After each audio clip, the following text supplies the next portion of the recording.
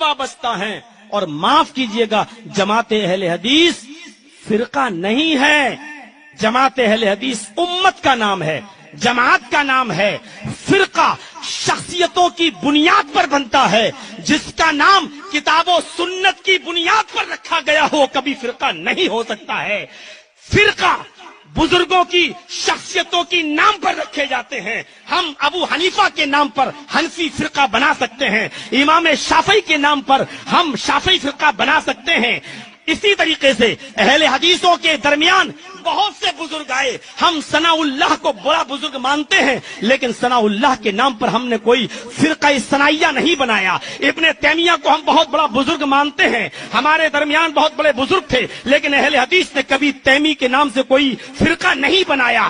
ابن قیم ہمارے درمیان بڑے بزرگ گزرے ہیں، لیکن کبھی ہم نے ابن قیم کے نام پر کوئی فرقہ نہیں بنایا.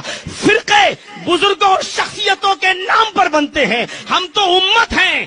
قرآن کو بھی حدیث کہا گیا، نبی کے فرمان کو بھی حدیث کہا گیا. اللہ نے قرآن کو حدیث کہا ہے. فَبِأَيِّ حَدِيثٍ بَعْدَهُ يُؤْمِنُونَ. لوگو، ہم نے جو حدیث اتاری ہے نہیں قرآن، اس حدیث کے بعد تم کس کتاب پر ایمان لاؤ گے؟ اللہ نے قرآن کو حدیث کہا ہے. اللہ کے نبی نے اپنے خطبے میں کہا ہے فَإِنَّ خَيْرَ الْحَدِيثِ كِتَابُ اللَّهِ. سب سے بہترین حدیث اللہ کی کتاب یعنی قرآن ہے. قرآن بھی حدیث ہے، نبی کا فرمان بھی حدیث ہے. اہل حدیث کا مطلب قرآن اور حدیث کو ماننے والا، قرآن و حدیث کو ماننے والا امت ہوتا ہے، فرقہ نہیں ہوتا ہے. جو بھی قرآن اور حدیث کو مانتا ہے وہ امت کا فرد ہے. اگر ایک حنفی قرآن و حدیث کو مانتا ہے تو وہ بھی اہل حدیث ہے. ایک شافعی اگر قرآن و حدیث کو مانتا ہے تو وہ بھی اہل حدیث ہے. ایک بریلوی اگر قرآن و حدیث کو مانتا ہے تو وہ بھی اہل حدیث ہے. اہل حدیث کوئی مولوی جرجیز کی بات کی جاگیر نہیں ہے کہ وہ صرف وہ اور اس کے چاہنے والے اور ماننے والے اپنے آپ کو اہل حدیث کہیں. اہل حدیث امت کا نام ہے، اہل حدیث فرقے کا نام نہیں ہے. فرقہ بستیوں اور بزرگوں اور شخصیتوں کے نام پر بنتا ہے.